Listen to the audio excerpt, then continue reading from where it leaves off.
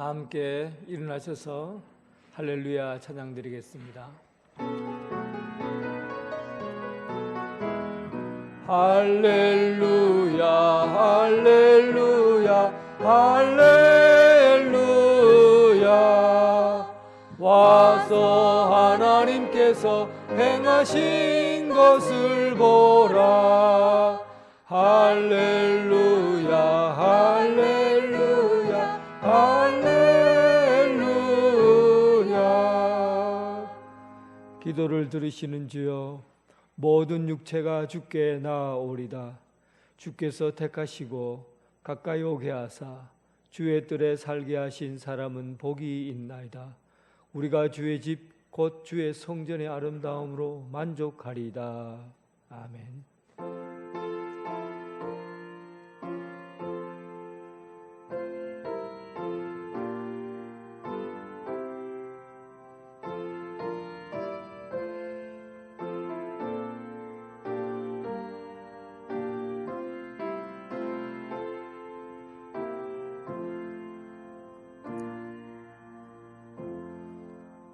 천지를 지으신 아버지, 다 이루시고 일곱째 날에 안식하신 아버지, 우리로 하여금 주님의 안식에 동참하게 하시고 자유 주시고 아버지를 섬기게 하시오니 감사합니다. 이 자리에 함께 모인 우리를 받으사 말씀을 깨닫게 하시고 아버지의 집인 교회가 풍성한 기쁨으로 넘치게 하옵소서. 우리에게 정결한 심령을 허락하여 주셔서 올곧게 하나님을 바라보게 하옵시고 이 시간 우리가 온 마음을 다하여 예배하오니 받아 주시옵소서. 삼위일체 하나님께 영광과 찬양을 올려드리오며 우리를 구원하신 예수 그리스도의 이름으로 기원하옵나이다. 아멘.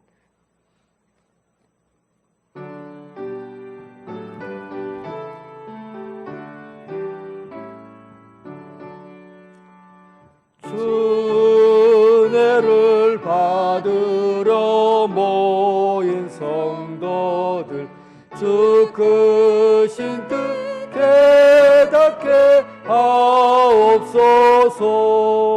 내 고통의 멍에를 다 벗게 되니 날 구속하신 이름 찬양하리. 우리를 곁에서 인도하시니 그 거룩한 나라가 이루어지네.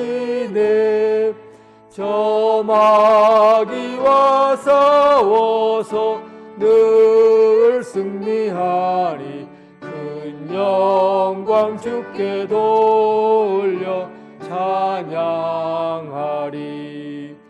주 우리의 방패와 창검 되시니 나 승리의 주님을 따릅니다.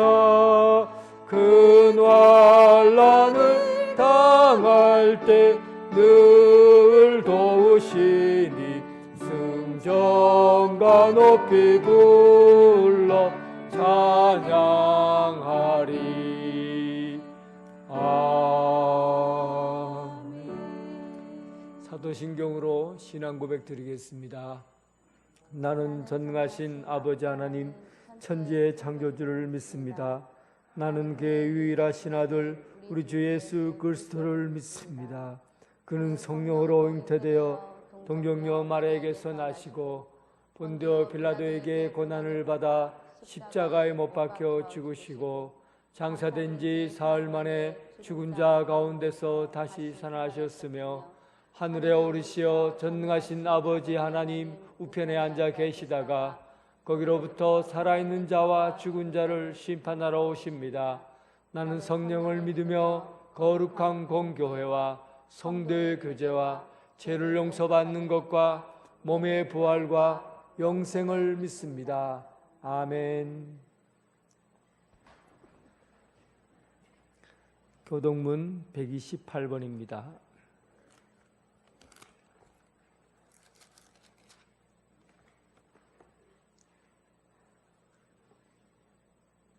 나의 영혼이 잠잠히 하나님만 바라며 나의 구원이 그에게서 나오는도다. 오직 그만이 나의 반석이시요 나의 구원이시요 나의 요새이시니 내가 크게 흔들리지 아니하리로다. 넘어지는 담과 흔들리는 울타리 같이 사람을 죽이려고 너희가 일제히 공격하기를 언제까지 하려느냐. 그들이 그를 그의 높은 자리에서 떨어뜨리기만 꾀하고 거짓을 즐겨하니 입으로는 축복이요 속으로는 저주로다. 나의 영혼아 잠잠히 하나님만 바라라. 무릇 나의 소망이 그로부터 나오는도다. 오직 그만이 나의 반석이시요 나의 구원이시요 나의 요새이시니 내가 흔들리지 아니하리로다. 나의 구원과 영광이 하나님께 있으며 내 힘의 반석과 피난처도 하나님께 있도다. 백성들아 시시로 그를 의지하고 그의 앞에 마음을 도하라. 하나님은 우리의 피난처시로다. 아멘.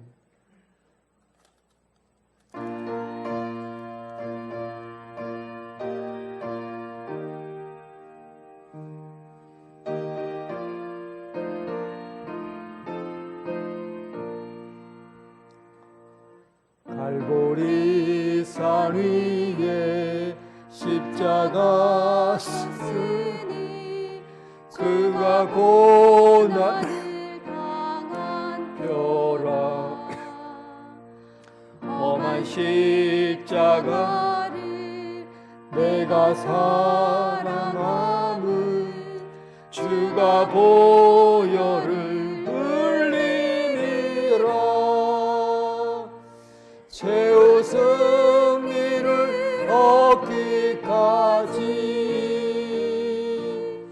주의 십자가 사랑하리. 빛난 멸류가 받기까지 험한 십자가 붙들겠네.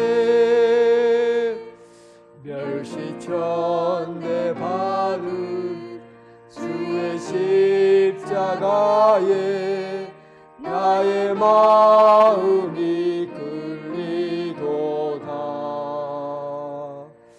귀한 어린 양이 세상 죄를 지고 험한 십자가 지셨도다.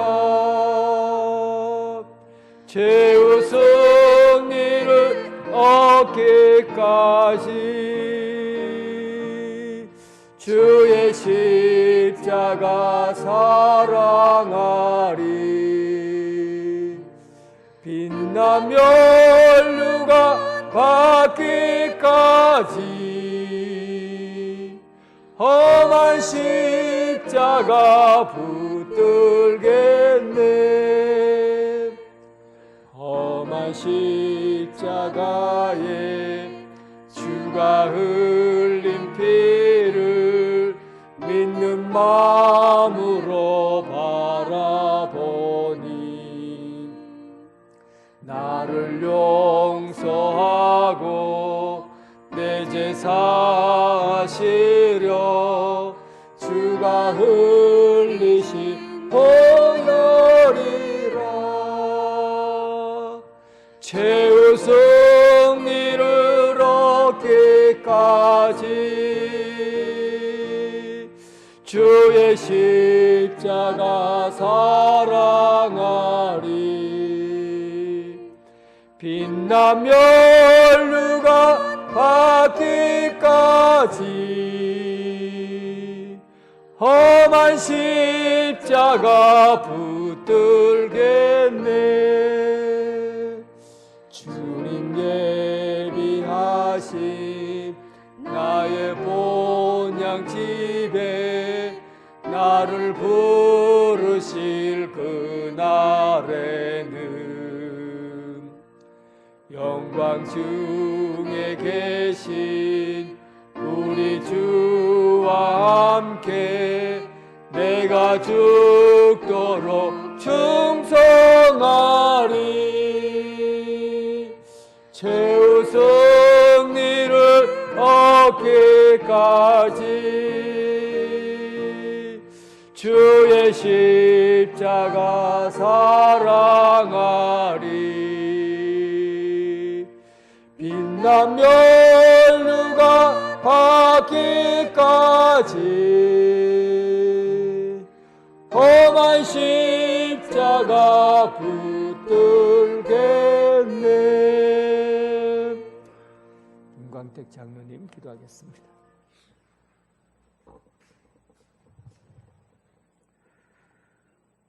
우리의 죄와 허물로 인하여 영원히 죽을 수밖에 없는 저희들에게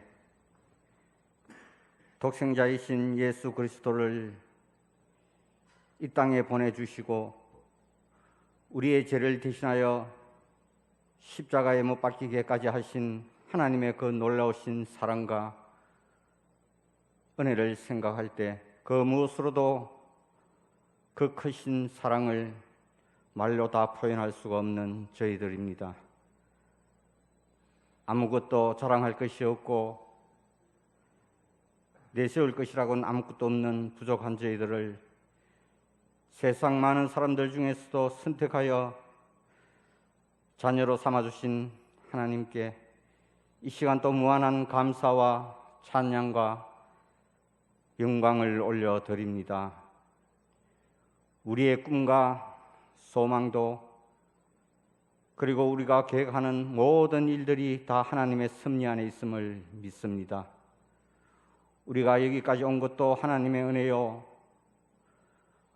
우리의 힘으로는 아무것도 할 수 없음을 고백드립니다. 하나님 아버지, 이 시간 또 거룩하고 복된 주님의 날을 맞이하여 저희들이 주님 전에 나와 하나님을 찬양하며 마음과 정성을 모두어서 예배를 드릴 수 있는 이 시간도 얼마나 큰 은혜요 축복인지 모릅니다. 하나님, 이 시간 드리는 이 예배가 신령과 진정으로 드려지는 예배가 될 수 있도록 저희들 붙들어 주시고 오늘 또 주시는 생명의 귀한 말씀을 통하여 하나님의 음성을 듣게 하여 주옵소서. 저희들 지나온 한 주간의 삶 속에서도 우리는 주님의 말씀과 주님의 뜻대로 살기보다는 세상을 바라보며 세상 욕심에 사로잡혀 바쁘다는 핑계로 기도도 하지 않으면서 세상 욕심만 내세우며 살아왔습니다. 하나님 아버지, 이 시간 우리의 모든 잘못과 부족함을 용서하여 주시고 세상 욕심으로 물들은 우리의 마음과 우리의 심령을 깨끗이 씻겨 주옵소서. 하나님, 오늘은 사순절 5번째 주일을 보내고 있습니다. 우리 모두 주님의 고난을 생각하면서 누구 때문에 주님께서 낮고 천한 몸으로 이 땅에 오셨는지, 무엇 때문에 우리의 죄를 대신하여 주님께서 피 흘려 죽으셔야 했는지를 다시 한번 곰곰이 생각할 수 있게 하여 주옵소서. 하나님, 이 세상에서 가장 큰 사랑이 있다면 우리의 죄를 대신하여 죽으신 예수 그리스도의 사랑일 것입니다. 이 사순절 기간을 통하여서 다시 한번 우리의 마음이, 우리의 심령이 거룩하여지게 하시고 우리가 십자가를 바라볼 때마다 우리의 마음의 고통이 사라지게 하시고 주님을 바라볼 수 있게 하여 주옵소서. 하나님,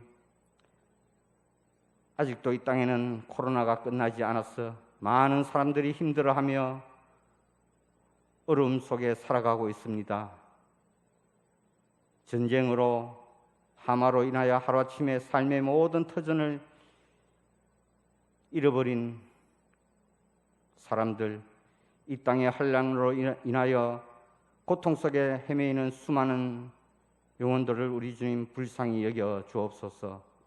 저들이 힘들고 어려울 때 주님을 찾게 하시고 주님이 주시는 참 기쁨과 평안을 얻어서 소망 가운데 살아갈 수 있도록 저들을 도와주시고 저들에게 은혜를 내려 주시기를 원합니다. 이 나라와 이 민족을 사랑하여 주시는 하나님 아버지, 모든 백성들이 하나님을 더욱 경외하며 잘 섬기게 하여 주옵소서. 이제 새로운 지도자를 세워주셨사오니 이 나라를 통치하는 모든 위정자들이 하나님을 두려워하며 공의와 정의를 바로 세우며 나라를 잘 다스릴 수 있게 하여 주옵소서. 갈라진 모든 백성들의 마음을 하나로 모을 수 있게 하시고 모두가 기쁜 마음으로 행복한 삶을 살아갈 수 있도록 이 나라, 이 민족을 축복하여 주시기를 원합니다. 하나님 아버지, 우리 교회를 붙들어 주시기를 원합니다. 우리 교회가 하나님의 뜻과 하나님이 계획하시는 모든 일들을 잘 분별하며 참으로 이 시대에 주님께서 원하시는 그 일들을, 사명을 잘 감당해 나갈 수 있는 교회로 든든히 세워지게 하여 주옵소서. 우리 교회가 초대교회처럼 모든 성도들이 각자 맡은 일을 잘 감당하며 서로 섬기며 서로 사랑하며 주 안에서 하나가 되어 더욱 큰 영적인 성장을 이루어갈 수 있는 교회로 든든히 세워지게 하여 주옵소서. 하나님 아버지, 오늘도 다니엘 세우시는 목사님, 성령님 함께해 주시고 붙들어 주시기를 원합니다. 힘들고 어려운 이 세상 속에서 소망을 바라볼 희망의 말씀, 능력의 말씀을 증가할 수 있게 하여 주옵소서. 목사님을 도와 늘 수고하시는 부목사님, 두 분 전도사님, 그리고 교회를 관리하는 관리집사님과 권사님 모두들 주님 목사님을 도와 더욱더 맡겨진 사명 잘 감당할 수 있도록 주님 도와주옵소서. 오늘도 아름다운 찬양으로 하나님 앞에 영광을 돌리며 이른 아침 시간부터 주님 전에 나와 각자 맡은 일에 알게 모르게 봉사하며 수고하는 손길들 우리 주님 기억하여 주시고 저들의 수고와 헌신이 헛되이지 않도록 이 땅에서는 주님이 주시는 큰 기쁨 속에 복된 삶을 살아가게 하여 주옵소서. 이 시간 또 비되면 온라인으로 예배를 드리는 성도들 우리 주님 찾아주시고 어렵고 힘든 이 시기에 저들의 믿음이 연약해지지 않도록 붙들어 주시며 또한 질병으로 인하여 병원에 입원해 있는 한우들 우리 주님 찾아주시고 저들의 아픈 곳을 손대주시고 만져주시고 고쳐주시기를 원합니다. 오늘도 마음은 논이지만 학업으로 군복무로 직장으로 가정과 교회를 떠나 있는 성도들 어디에 있든지 우리 주님 지켜주시고 함께하여 주소서.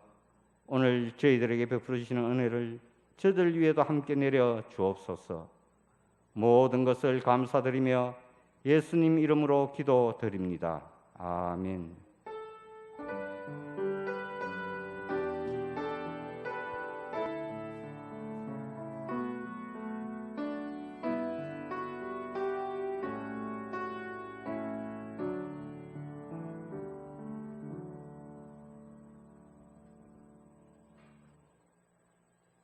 성도 여러분 반갑습니다. 주님의 사랑으로 사랑합니다.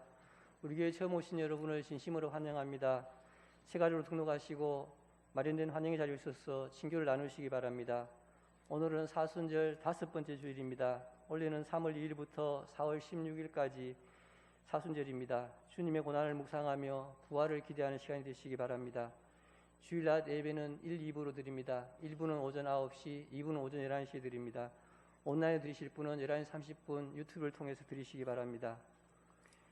이어전대 헌신 예배는 10일 오후 찬양 예배 시 드립니다. 기도를 준비해 주시기 바랍니다. 고난주간 새벽 기도회가 11일부터 17일까지 영광 예배실에서 있습니다. 성금요 예배가 15일 금요일 저녁 8시 영광 예배실에서 있습니다. 피택자 교육은 오늘 오후 1시 30분부터 시작됩니다. 피택자분들은 한 번도 빠짐없이 교육에 참석해 주시기 바랍니다. 재직회는 오늘 2부 예배 후에 영광 예배실에서 있습니다. 각 기간 원래에는 17일 각 기간별 정해진 장소에서 모여주시기 바랍니다. 제84회 울산노회가 19일 오전 9시 강남교회에서 있습니다. 총대로는 김광택, 박영찬, 전종식 장로입니다. 온라인 예배 시험금은 교회 계좌를 이용해 주시기 바랍니다. 성경 읽기 리레이가 1043독째 진행 중에 있습니다. 많은 참여 바랍니다. 광고 이상입니다. 찬송 부리면서 봉헌하겠습니다.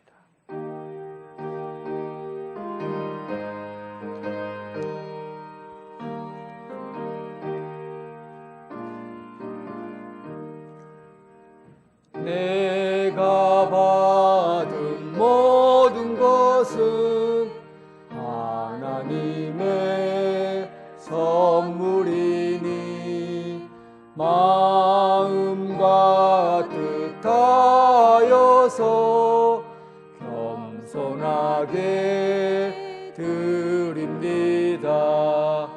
주님 기뻐 받으시니 가치는 나 즐겁도다. 복의 근원 하나님께 영원토록 감사하리. 아멘. 만물의 주인이신 아버지 감사합니다. 산과 들과 논에는 푸르른 생명이 자라고 답답한 현실과 절망의 따가운 어두움도 사라지고 이제 큰 품 안에서 주님이 우리 가운데 임하여 주심을 감사드립니다.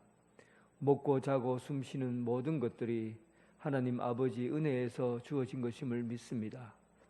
땅에서 나는 모든 것에서 30배, 60배, 100배 열매를 거두게 하시는 이도 역시 우리를 도우시는 성령님의 손길임을 믿습니다. 이 시간 하나님의 베푸르신 은혜를 기억하면서 예물을 드립니다. 우리가 드려야 될 것들 10의 1조와 감사헌금과 세계의 선교를 향한 예물과 계좌 시헌금과 또한 여러 가지 제목으로 올려드리는 감사를 받아주시고 이로 인해서 하나님 나라의 넉넉한 기쁨이 이 땅 가운데에서 풍성하게 이루어지게 하여 주옵소서. 혼통한 가운데에서도 우리의 기둥이시오 터인 교회를 세워주시고 질서 있는 경건한 삶으로 인도하여 주옵시고 날마다 아버지의 뜻대로 살아가기에 열심을 다하고 충성된 종으로 헌신하게 하옵소서. 예수 그리스도의 이름으로 기도드립니다. 아멘.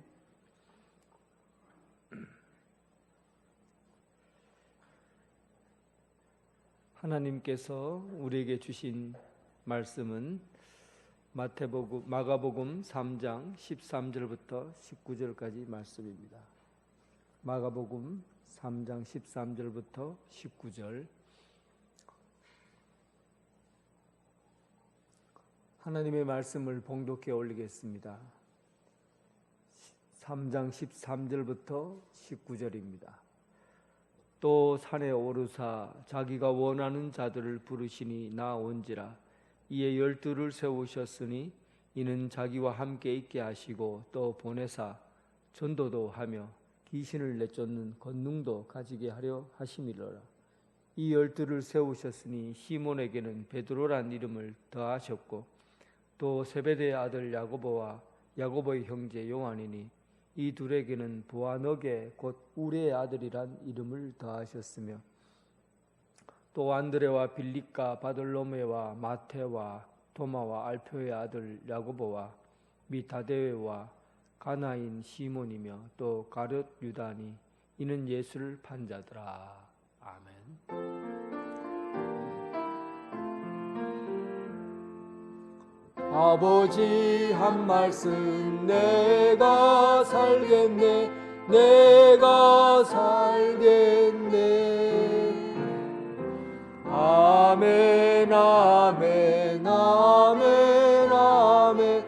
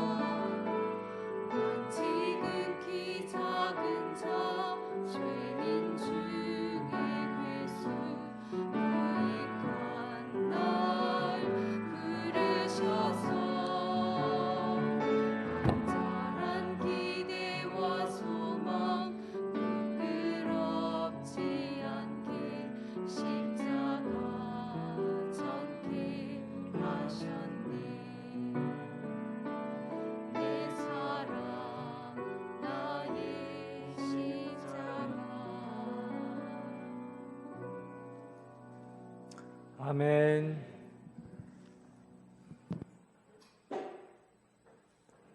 주님의 평강이 여러분들과 함께 하기를 바랍니다.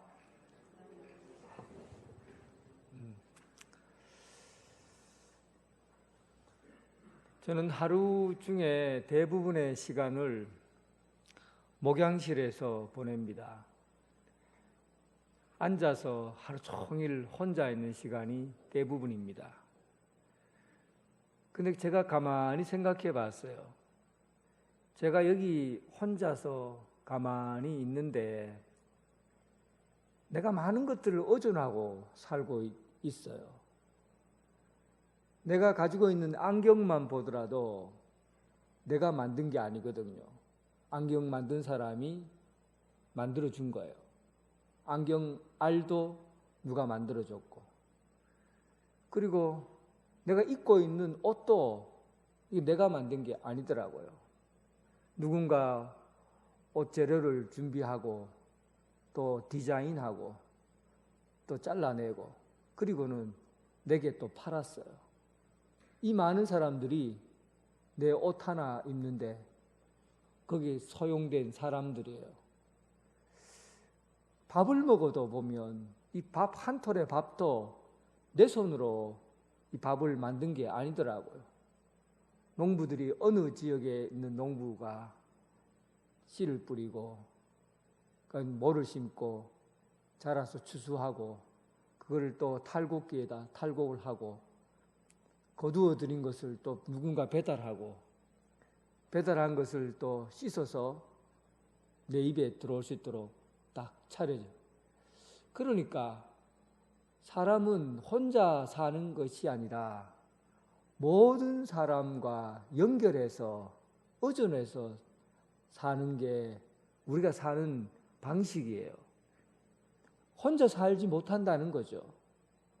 가만히 혼자 있는 것 같아도 모든 세계랑 모든 것이 다 연결되어 의존해서 살고 있어요. 그러면 이렇게 함께 살고 있다는 것을 생각하면 외롭거나 그러지 않아야 되는데 그래도 외로움은 여전히 찾아오고 쓸쓸함은 마음을 스치고 지나가더라고요. 그럴 때는 어떻게 합니까? 친구에게 전화를 하든지 또 좋은 사람과 함께 만나서 커피를 마시든지 밥을 먹든지 함께 누군가를 만나요. 그러면 왠지 모르게 그냥 혼자 있을 때와 다르게 누군가를 의존해서 살 때와 다르게 뭔가가 뿌듯한 마음.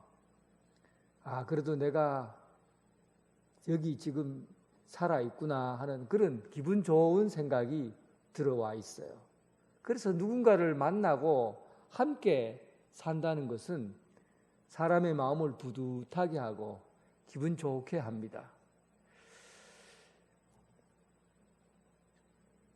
그래도 또 이상한 것은 사람을 만나고 친구를 만나도 그게 기쁨이 오래가지를 않아요.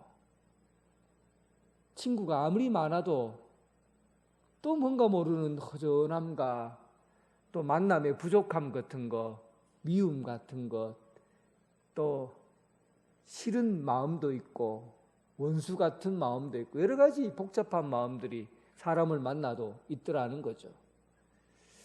그래서 그러면 도대체 이런 생각들이 도대체 어떤 것을 향해 가는가?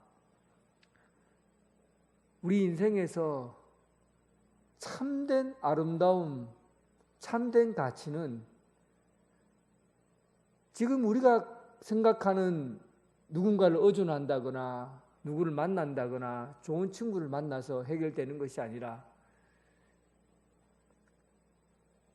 우리 인생에 가장 보배롭고 귀한 마치 농부가 땅 속에 감추어진 보화를 발견할 때처럼 눈이 확 띄는 그런 기쁨. 이런 기쁨이 있을까? 이런 놀라운 일이 있을까라는 그런 보석을 캐는 그런 기쁨의 삶. 그것은 예수님을 발견할 때입니다. 예수님이 나와 함께 있다는 것을 경험할 때, 그럴 때 이 세상 사람들을 만나는 기쁨과 이 세상과 연결된 그 어떤 것으로도 비교할 수 없는, 마치 땅속에 감추인 보화를 발견하는 것 같은 그런 기쁨을 얻게 돼요. 결국은 우리 인생의 참다운 기쁨은 예수 그리스도와 함께 할 때 누리는 기쁨입니다. 오늘 예수님께서 공생애를 시작하면서 이 세상을 바꾸고 변화시키기 위해서 예수님이 선택한 방법이 있어요. 예수님과 함께 같이 살아가야 될 제자를 선택하고 뽑는 그 일을 하고자 합니다. 그래서 오늘 13절부터는 오늘부터 다음 주 2주 동안 이 이야기를 하게 될 거예요. 오늘은 앞부분, 예수님께서 왜 제자를 부르셨는지, 또 제자를 불러서 무엇을 하는지, 여기까지 오늘 내용을 정리해서 말씀을 드릴 겁니다.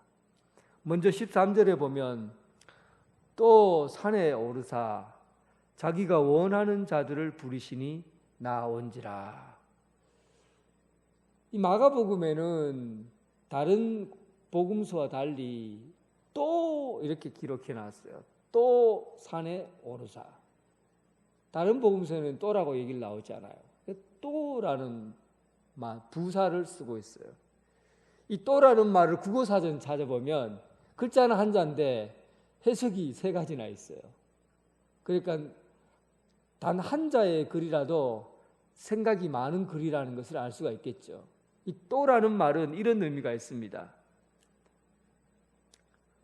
어떤 일을 반복해서, 거듭해서라는 말이 있고, 또라는 말은 그럼에도 불구하고 라는 말이 있고, 또라는 말은 그 밖에 또 대단히 중요한 뭔가 있다는 거죠. 이런 3가지 의미가 있어요. 예수님께서 또 산에 오르셨어요. 예수님은 또 반복적으로 늘 하던 습관대로 산에 올라갔다. 그런 말씀이 담겨져 있습니다. 예수님이 영성이 갖춰지지 않은 분입니까? 하나님의 아들이시고 신성을 가지신 분이에요. 거룩하신 분이에요. 그런데 이 예수님께서 무엇이 부족해서 영적 훈련을 하신단 말입니까? 예수님이 무엇이 부족해서 매일매일 산에 올라가 기도하셨겠어요? 예수님은 또 산에 오르셨습니다. 하나님 아버지와 교제하고 친교하는 그 시간은 날마다 반복해야 되는 시간이라는 거예요. 세상의 그 어떤 영적인 훈련보다도 하나님과 만나서 교제하고 나누는 이 시간은 늘 반복적으로 되어져야 되는 시간입니다. 예수님도 또 산에 오르셨어요. 그리고 이 말은 그럼에도 불구하고 라는 단어로 사용됩니다. 마가복음 1장에 예수님의 일상, 하루 일상에 대해서 여러 번 이야기를 드렸죠. 가버나움에서 일어났던 일, 회당에서 말씀을 가르치고 회당에서 귀신을 쫓아내고 또 병든 자를 고치시고 시몬의 장모의 열병을 고치시고 저녁에는 수많은 미친 사람들과 귀신 들린 사람들과 병자들이 와서 그 많은 사람들을 다 고치시고 파김치가 되어 푹 쓰러져야 할 그때에 그럼에도 불구하고 예수님이 산에 올라가셨다. 우리는 기도하는데 핑곗거리가 얼마나 많은지 몰라요. 조금만 아프면 아파서 못 간다. 집에 일이 있으면 아이고 집에 일이 있어서 못 간다. 그날 밤에 텔레비전 너무 늦게까지 보다가 그 머릿속에 너무 많이 남아서 새벽에 일어나지를 못해서 못 간다. 하여튼 변명 아닌 변명, 기도하는데 기도 한번 하자고 하는데 변명이 왜 그렇게 많은지 몰라요. 핑계거리가 너무 많아요. 조금만 핑계가 있으면 기도하지 않으려고 그래요. 예수님께서는 모든 핑계할 수 있는 그런 일들이 그렇게 많았음에도 불구하고 예수님은 그럼에도 불구하고 산에 올라가셨어요. 또라는 말은 그 밖에 더 아주 중대한 일이 더 남아있다는 그런 얘기입니다. 누가복음에는 이 이야기를 더 자세하게 기록하고 있는데 예수님께서 그 무렵에 기도하시려고 산에 나가시어 밤을 새우시며 하나님께 기도했다. 제자들을 선택하기 위해서 밤을 새시며 하나님께 기도했다. 그렇게 나와 있어요. 어떤 일이 있었기에 밤새도록 하나님 앞에 기도했을까? 이것은 너무 중대한 일이고 중요한 일이기 때문에 예수님이 밤새도록 산 위에서 기도하신 거예요. 제자로 부름받는다는 것, 예수님의 제자가 된다는 것, 예수님께서 제자를 부르시는 이 일들은 예수님이 그 비중을 두기에 밤새도록 기도하실 만큼 중대한 일이라는 사실이에요. 여러분, 구약 성경에서 왕을 세울 때 머리에 기름을 부어요. 감람류 기름을 붓습니다. 기름을 붓는다는 것은 높으신 하나님께서 그에게 신성한 권리를 넘겨준다, 위탁한다, 이런 의미가 있어요. 그러니까 얼마나 중요한 일을 맡길 때는 기름을 부어서 하나님이 우리에게 시키신 일, 하나님의 일을 맡아서 대신하는 그런 권리를 지는 게 기름 부은 일이에요. 예수님의 그 신성한 예수님께서 제자를 선택하실 때 마치 기름 부어 권한을 부여하는 것처럼 밤이 새도록 늦게 기도하셨습니다. 이것은 주님의 제자로 산다는 것이 하나님 앞에 맡겨진 임무가 얼마나 크고 또 그 임무가 얼마나 귀하다는 사실을 우리에게 전해주고 있습니다. 여러분, 이 정도면 예수님의 제자로 사는 게 매력 있지 않아요? 이렇게 살고 싶지 않습니까? 그냥 여러분 예수 그리스도를 구주로 믿고 하늘나라 생명책에 이름이 기록된 것, 그것으로 만족하고 살겠습니까? 그냥 예수 믿고 구원받았으면 모든 것이 다 끝납니까? 그것으로 만족된 삶이 여러분 인생에 참 기쁨이 되겠습니까? 하나님 예수님께서 밤을 새가면서 이 일을 맡길 자를 찾고 준비하셨던 그 사람, 하나님의 그 위대한 사역을 기름 부어서 제사장으로 삼고 왕으로 삼아서 하나님의 권한을 위임해 줬던 그 사람, 그 제자의 길, 여러분 그 길을 걸어보고 싶지 않습니까?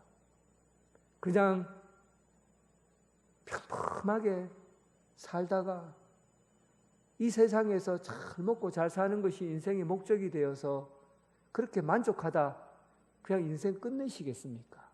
아니면 주님께서 기대하시는 그 제자의 길, 그 길을 걸으시겠습니까? 예수님께서 또 산에 오르사 자기가 원하는 자들을 부르시니 나아온지라. 거기에 이에 열두를 세우셨으니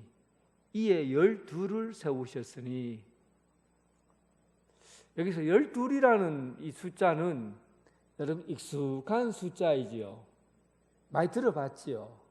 예수 믿는 사람은 이 12이라는 말에 대해서 너무나 익숙한 단어입니다.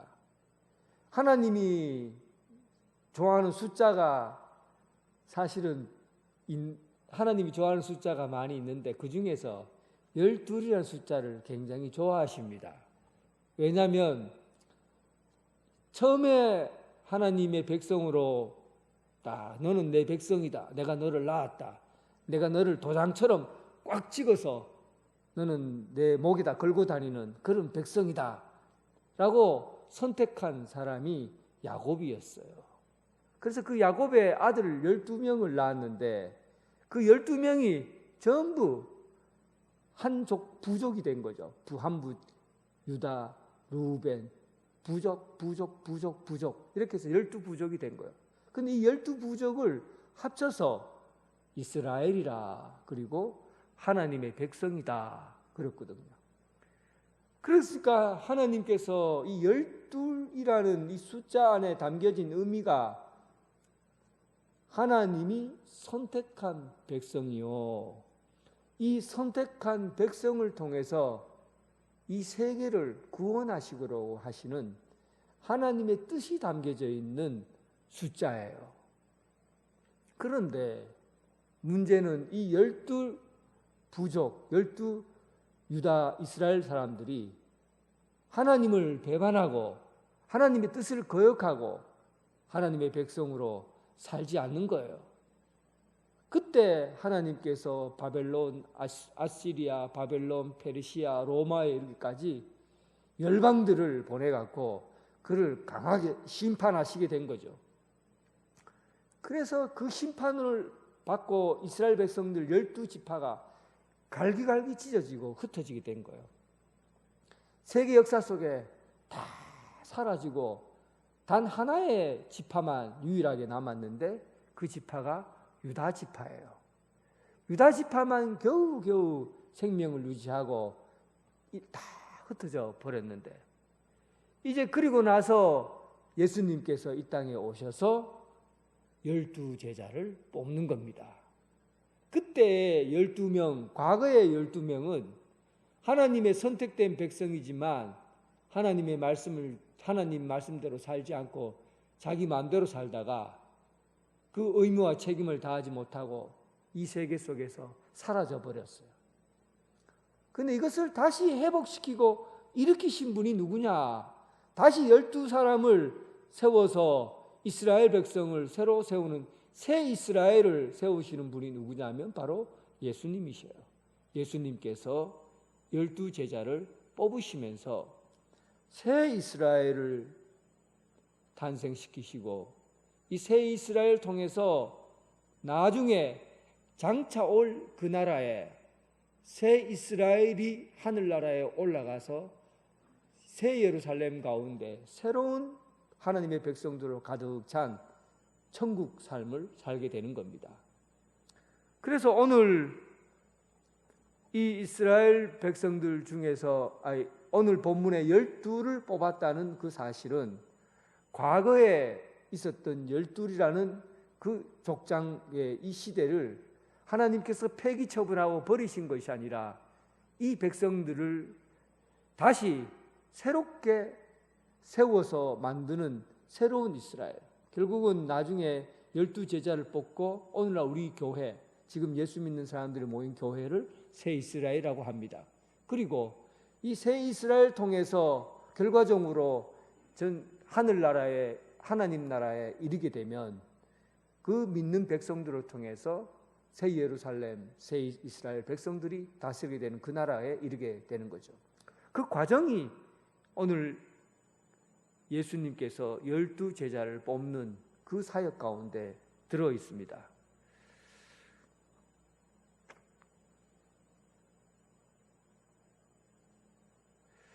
요한계시록 21장 14절에 보면 이 일을 뽑는 것, 12명의 제자를 뽑는 것이 얼마나 영광스러운 일인지 요한계시록 21장 14절에 이렇게 기록되어 있어요. 그 성의 성곽은, 그 성이란 것은 새 예루살렘을 의미합니다. 하늘나라에 올라가 보니까, 그러니까 사도 요한이 하나님 나라, 하나님 천국을 눈으로 보고 있는 거예요. 그 천국을 보니까 새 예루살렘이 있는데, 그 안에는 예루살렘이 있고 그 바깥에는 성곽이 12기둥, 12기초석에 의해서 성곽이 서 있어요. 그런데 그 성곽 위에 뭐라고 되어 있냐면 어린 양의 12사도의 이름이 적혀 있더라. 그래서 여러분, 12제자로 주님의 제자로 부름받고 사는 것은 하나님 나라 그 성곽의 기둥 위에 세워진, 그 기초 위에 세워진 그의 이름, 그 빛난 영광스러운 이름이 거기에 적혀져 있다라는, 얼마나 흥분되고 감격적입니까? 그러니까 우리가 이 땅에 제자로 산다는 것은 이 땅에 발을 디디고 살면서 하나님 나라의 그 영광스러운 이름이 불려지는, 그 이름에 새겨지는 그것을 생각하면서 이 땅을 살아가게 되는 것이죠. 이 땅에 발을 디디고 살면서 하늘, 새 땅의 예루살렘, 새 예루살렘의 그 성곽에 새겨진 그 이름처럼 거룩하고 영광스러운 이름으로 살아가게 될 주님의 제자로서의 삶, 그것을 우리에게 거울처럼 비춰주고 있는 것이죠. 그 명예와 그 이름을 보고 오늘 이 땅에 소망을 갖고 살라는 거예요. 예수님 제자로 산다는 것이 쉽지 않잖아요. 박해가 있고 핍박이 있고 험한 시절을 살아야 됩니다. 그럼에도 불구하고 곧 장차 오는 그 나라에 이르게 되면 하나님 나라 예루살렘 그 성곽에 하나님께서 우리를 이름을 불러서 세워지는 그 영광스러운 일들을 생각하면 우리가 감격과 흥분과 놀라움을 가지고 이 땅을 살아가게 되는 것이죠. 주님의 부름받은 제자로서의 사명, 여러분들의 사명이 되길 바라고 그 길을 걸어가는 여러분 되시기를 주님의 이름으로 축원합니다. 그러면 예수님께서 그들을 제자로 부르신 목적이 뭡니까? 예수님께서 왜 그들을 12명을 세우셨을까요? 14절에 보면 이에 12를 세우셨으니 이는 자기와 함께 있게 하시고 또 보내사 전도도 하며 귀신을 내쫓는 권능을 가지려 하게 함이라. 일단 세 가지 목적이 있어요. 먼저는 우리를 제자로 부르신 것은 함께 있게 하고 예수님과 함께 있게 하시고, 두 번째는 보내는, 전도하고 귀신을 내쫓는 권능을 주시려고 예수님께서 12를 뽑으셨어요. 이 함께 있다는 것, 예수님의 교육 방법입니다. 다른 사람들은, 다른 예수님 스승과 제자의 관계를 보면 이 책상에서 교탁에서 학생들은 저 멀리 앉아 있고 밖에서 선생님은 가르치는 걸 제자들은 듣고 배워서 익히는 거죠. 거리감이 있어요. 그리고 시간이 되면 다 집으로 돌아갑니다. 근데 예수님께서는 제자들을 부르실 때 어느 공간에서 거리를 두고 앉아서 배우는 것이 아니라 함께 먹고 함께 자고 함께 웃고 함께 울고 함께 생활하면서 함께 길을 가면서 함께 산에 오르면서 바닷가를 가면서 또 병자를 고치고 하나님 예수님과 함께 하면서, 그리고 예수님 안에서 예수님을 배우고 익히게 된 것이죠. 예수님의 교육 방법은 철저하게 함께 하는 데 있습니다. 어느 수도원에서 있었던 이야기예요. 지금은 수도원이 이제 많이 없지만 중세 그 이후에 유럽이나 서유럽 같은 데는 수도원이 굉장히 많이 세워졌습니다. 교회 숫자만큼 수도원의 숫자가 많았다 할 만큼 수도원이 많았어요. 그런데 시간이 지나면서 점점 이제 세상이 좀 잘 살게 되면서 사람들이 수도원에 들어가지 않으려고 해요. 젊은 사람들이 수도원에 들어가지 않으려고 하니까 수도원이 점점 사람이 없어지고 경제적으로 점점 어려워지게 된 거예요. 그래서 이제 그 어느 수도원에 4명만 남게 되었는데 나이 80이 넘은 수도사들 82 원장 수도사를 비롯해서 4명이 나이 많은 그런 80이 넘은 수도사 4명만 그 큰 수도원에 남게 된 거예요. 그래서 우리가 이제 어떻게 해야 이 어려운 시기를 이겨낼 수 있겠노? 저기 옆에 랍비가 있는데 우리 랍비랑 찾아가서 한번 물어보자. 그래서 이 원장이 유대인 랍비 선생을 찾아가서 물었어요. 우리가 이런 경제적인 어려움이 있는데 유대인들이 경제적으로 해결 잘하잖아요. 그래서 어떻게 해결할 방법이 없겠나 하니까 그 랍비가 오랫동안 고민하다가 우리도 지금 많이 어렵다. 그렇게 얘기를 해요. 그리고는 뭐라고 하냐면 그래도 내가 가만히 보니까 너희 수도원에는 너희들 중에 한 사람은 보니까 예수님이네. 예수가 있네. 그러니까 됐다. 그래요. 그 양반이 참 이상한 얘기를 하죠. 그 수도원에 너희들 중에 한 사람은 예수가 있다. 그런 얘기를 했어요. 그래서 이 사람들이 수도원에 돌아와서는 나는 예수가 아닌데 그러면 저 사람이 예수인가? 저 사람은 어리석고 말도 못하는데 예수 아닌 것 같은데 그러면 저 사람이 예수인가? 저 사람이 예수인가? 하고는 서로 누가 예수인가를 찾기 시작한 거예요.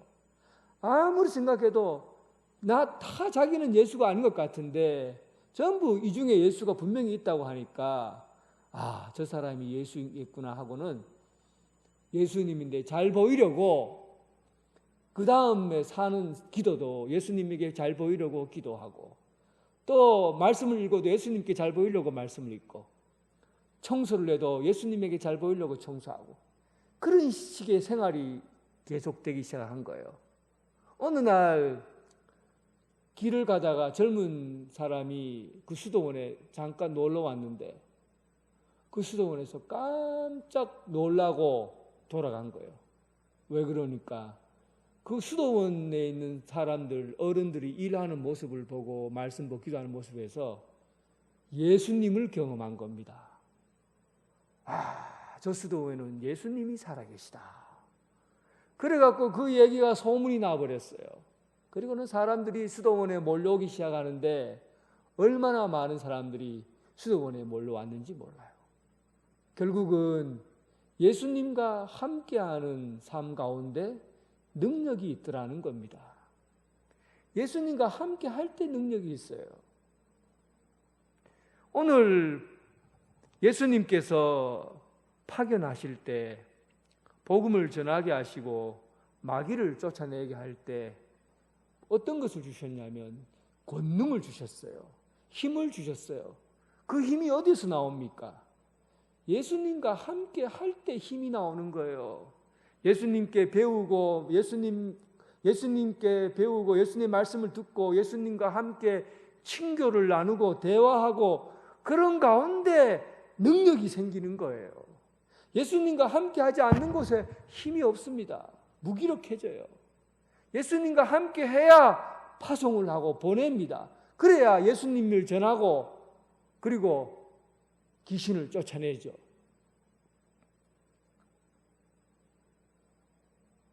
복음을 전파한다는 것은 복음을 선포하는 것은 복음을 사건으로 해석해야 됩니다. 사건이라는 것이 뭐예요? 사건은 유일한 한 가지 유일한 일입니다. 유일한 일을 사건이라고 그래요. 그러니까 이것은 거짓말로 바꾸거나 상상력으로 지어내거나 이런 일이 아니라 진짜 있었던 이 세상에서 단 한 번 있었던 유일한 일을 사건이라고 그래요. 그러면 복음이 뭡니까? 복음은 유일한 사건이죠. 예를 들면 1950년대 한국전쟁 6.25가 일어났어요. 6월 25일 날. 6.25 북한에서 남한을 침범했죠. 한국전쟁. 이 사건은 세계에서 단 한 번 대한민국에서 일어난 유일한 사건이에요. 그 이전에도 그 이후에도 없어요. 단 한 번 일어난 딱 유일한 사건이죠. 그래서 이걸 사건이라고 그래요. 오늘 복음을 선포하는 이 선포는 바로 이 사건과 관련되어 있는 거죠. 어떤 사건입니까? 하나님이신 예수님께서 이 땅에 내려오신 사건이에요. 이건 유일한 사건이에요. 그리고 예수님께서 우리를 위해서 십자가에 고난받고 죽으셨어요. 이것은 유일한 사건이에요. 누구도 이 일을 한 사람이 없고 감당한 일이 없죠. 그리고 예수님께서 죽으시고 부활하시고 승천하신 거예요. 이것은 사건이에요. 인간이 거짓말로 지어낸 이야기가 아니고 또 상상력을 가지고 만들어낸 이야기가 아니에요. 그래서 이 사건으로서 복음을 선포하는 거예요. 이것은 예수님의 능력을 가지고 이 사람, 예수님을 알지 못하는 사람들에게 복음을 선포하는 겁니다. 이것은 사건이기 때문에 이것을 믿거나 믿지 않거나 두 종류의 사람으로 갈려질 수밖에 없습니다. 예수 그리스도를 복음을 전할 때 이것을 유일한 사건으로 믿고 예수님이 유일한 구원자고 역사 속에 오셨다는 사실을 믿음으로 받아들이는 믿음의 사람이 있고 또 그렇지 않고 그것은 거짓말이다, 믿을 수 없다고 하는 사람이 두 가지의 사람으로 나누어집니다. 어쨌든 이 일을 위해서 예수님께서 제자들을 부르셨던 거예요. 그리고 능력을 주었던 거예요. 예수님께서 오셔서 이 세상 가운데 우리를 위해 죽으시고 십자가에 못 박혀 죽으시고 부활하신 이 유일한 사건을 세상 사람들에게 전하는 증인으로서의 사역을 감당하도록 제자를 부르셨던 겁니다. 제자들은 그래서 이것이 사건이라는 사실을 유일하게 증거할 수 있는 사람들이에요. 왜냐하면 예수님과 함께 있었거든요. 그리고 예수님께서 행하셨던 것을 눈으로 봤거든요. 귀로 들었거든요. 손으로 만졌거든요. 예수님께서 죽으셨던 것을 보았거든요. 예수님께서 부활하신 것을 목격했거든요. 하늘로 올라가는 것을 역사 속에서 그대로 본 거예요. 거기에서 본 그 증인들, 그들이 바로 예수님의 제자들입니다. 이들이 그가 보고 느끼고 깨달은 것들을 그대로 복음 전하고 사역하는 이 일들을 위해서 예수님이 그를 부르시고 제자로서 선택하셨다는 겁니다. 이 일이 너무나 중요하기에 주님께서 반복해서 늘 하시던 대로 산에 올라가서 기도하시고 그리고 이 사역이 너무 중요하기에 아무에게나 맡기지 않으시고 주님이 원하는 사람 12를 불러서 그들에게 중요한 사역을 맡기셨습니다. 여러분, 주님의 제자로서 살아가기를 진심으로 부탁드립니다. 그냥 의미 없이 매일매일 살아가는 그런 인생이 아니라 예수님의 부르심에 응답하고 내가 주님의 제자입니다 라고 그 부르심에 응답하면서 그 길을 함께 걸어갈 수 있기를 주님의 이름으로 축원합니다. 하나님 아버지, 우리를 부르셔서 이 땅에 예수님을 알지 못하는 이들에게 복음을 전하라고 사역을 맡기신 그 사명 주심을 감사합니다. 너무나 귀하고 고귀한 사역이기에 하늘나라 그곳에 우리의 이름이 기록되고 하나님께서 우리에게 맡기신 이 사역이 너무나 소중해서 우리를 기름 부어 주님의 제자로 불렀음을 믿습니다. 이제 부름받은 자로서 주님과 동행하는 삶을 살게 하시고 예수님과 함께라면 그 어떤 일도 감당해낼 수 있는 능력이 있음을 믿습니다. 우리가 주님의 이름을 전하고 또 세상 가운데 귀신을 쫓아내는 그 사역을 통해서 하나님 나라가 이 땅에서 이루어지는 그 놀라운 역사가 이루어지게 하여 주옵소서. 예수님 이름으로 기도드립니다. 아멘. 다 함께 일어나셔서 주님께 찬양드리겠습니다.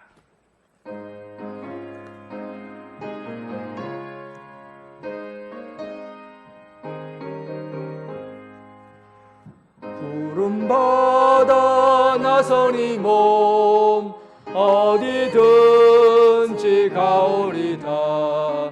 괴로우나 즐거우나 주만 따라가오리니 어느 누가 막으리까. 죽음인들 막으리까. 어느 누가 막으리까. 죽음인들 막으리까. 아골골짝 빈들에도 복음 들고 타오리다. 소돔 같은 거리에도 사랑 안고 찾아가서 종의 몸에 지닌 것도 아낌없이 드리리라. 종의 몸에 지닌 것도 아낌없이 드리리라. 존귀 영광 모든 권세 주님 홀로 받으소서. 멸시천대 십자가는 죄가 지고 가오리다. 이름 없이 빛도 없이 감사하며 섬기리라. 이름 없이 빛도 없이 감사하며 섬기리라. 아멘. 이제는 예수 그리스도의 은혜와 극진하신 하나님의 사랑과 성령님의 교통하심이 예수 그리스도의 제자로 세움을 받고 땅끝까지 주님과 함께 동행하며 예수 그리스도의 복음을 전파하길 원하는 오늘 이 자리에 함께한 사랑하는 성도들과 각 가정에서 예배드리는 성도들 위해 지금부터 영원토록 함께 하시기를 간절히 축원하옵나이다. 아멘.